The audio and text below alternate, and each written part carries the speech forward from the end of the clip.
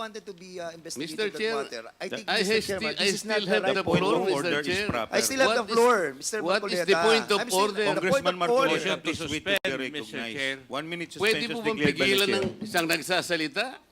Mr. Chair, May I continue, Mr. Chair? Mr. Chair, The point of Congressman order, Acop is recognized. with the indulgence of the Honorable Marcoleta, the Honorable Marcoleta is a member of this Congress, so he knows the rules and he is obligated to follow the rules. Otherwise, he'll be declared out of order and be taken out of this room. Otherwise, he'll be declared out of order and be taken out of this room. And be taken out of this room. Kita sumagot. Sinabi mo, Mr. Secretary, Chairman, motion to hindi suspend ninyo alam for 5 lahat minutes. 1 Five minute, na ang suspension. nag-a-appoint One ay minute President. suspension is. I move, Mr. Chair, that the period of detention of Attorney Lopez be 10 days instead of 5 days. So move, Mr. Chair.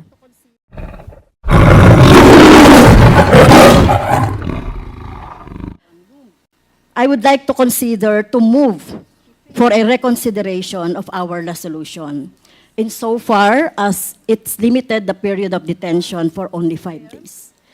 I move, Mr. Chair, that the period of detention of Attorney Lopez be 10 days instead of 5 days. So move, Mr. Chair. 10 days, so additional 5 days, tama po ba? Yes, Mr. Chair, kasi hindi na siya makaka-attend ngayon, ano. Talagang ano, no. So nakita naman natin sa history nung kanyang evasive attitude, behavior, at itong kinreate niya na sinasabi niya na nagpagsisinungaling niya na hindi naman siya hinaras or hindi naman siya na-barge yung kanyang yung room ay kasama na po yan. So yung lahat ng mga pangyayari, Mr. Chair. So I repeat, I move to extend the period of contempt of Attorney Zulaika Lopez, Mr. Chair. Is there second to the motion? Mr. Chair, Congressman Marcoleta. thank you, Mr. Chair. Before an action may be taken by the committee, may I know how the totality of evidence was evaluated that merited the contempt order by the chair? Congresswoman Castro. Mr. Chair, I'd like to Mr. Chair, may I I'd like to answer? apprise the Yes, court, Congresswoman Mr. Chair, Castro. So, that in the case of so Ong, sino po ang ina-acknowledge niyo, nire-recognize, This is- Mr. Chair? this is a point of Marcoleta. information, Mr. Okay. Chair. This is Yes. something that has to do with the rights Congressman of the liberty Marcoleta. people.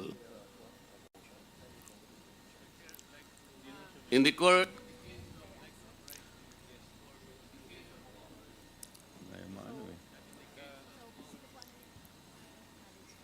Congressman Marcoleta, let us, the chair recognizes Congresswoman may I Castro. ask, Mr. Please Chair, proceed, Congresswoman Castro. Mr. Chair, may I ask the action of the committee first on my motion, Mr. Chair, before we entertain? We will rule on the Okay, motion first. okay. Is there any second to the motion? Mr. Chair, may I be recognized? Please? Duly seconded. Is there any objection? Mr. Chair, Hearing none, the motion is I was carried. recognized Mr. Chair. earlier before any action may be taken by the court, by the chair. Why is it that I am not allowed to speak? Congressman Marcoleta, there is a pending motion. We just acted Yes, on the but pending before motion that first. motion can be taken up, because this is about the liberty of an individual. May I be heard?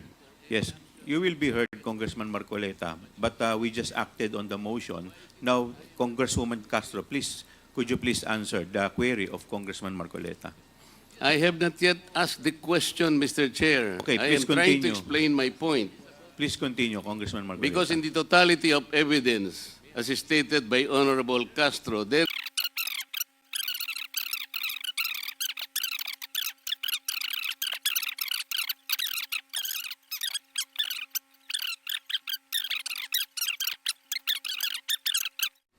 I would like that question to be answered, Mr. Chair.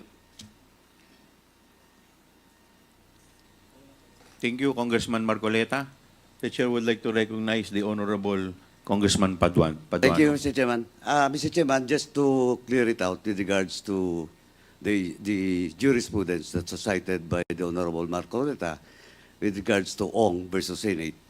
That is true, no? That the resolution of the Supreme Court favors Lincoln Ong, but that is a question of due process because Lincoln Ong was that time was cited in contempt. Now, question the case of Mr. Chair, I directed Andale the po. question to you. I am not yet finished my manifestation or answer to the query of the Honorable Marcoleta. Mr. Chairman. Mr. Please Chair, wait was to be the recognized. Honorable... Congressman Marcoleta, Mr. wait to Chairman. be recognized. Mr. Chairman, I have all Mr. the right. Chair, Paduano, you the have the- question was addressed to...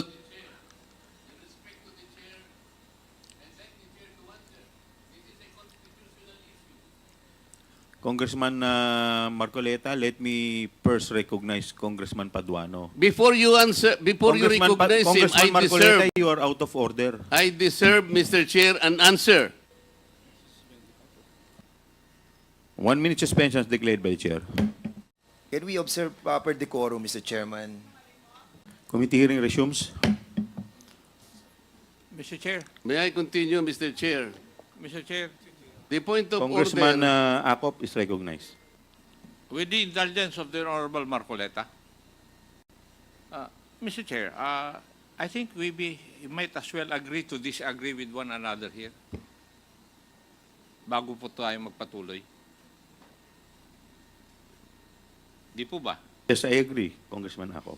So, we follow our rules. The Honorable Marcoleta is a member of this Congress, so he knows the rules and he is obligated to follow the rules. Otherwise, he'll be declared out of order and be taken out of this room. So, for all of us, members of Congress, let's follow the House rules. That's why they are there, for orderly proceedings. Thank you, Mr. Chair. Thank you, Congressman Acop.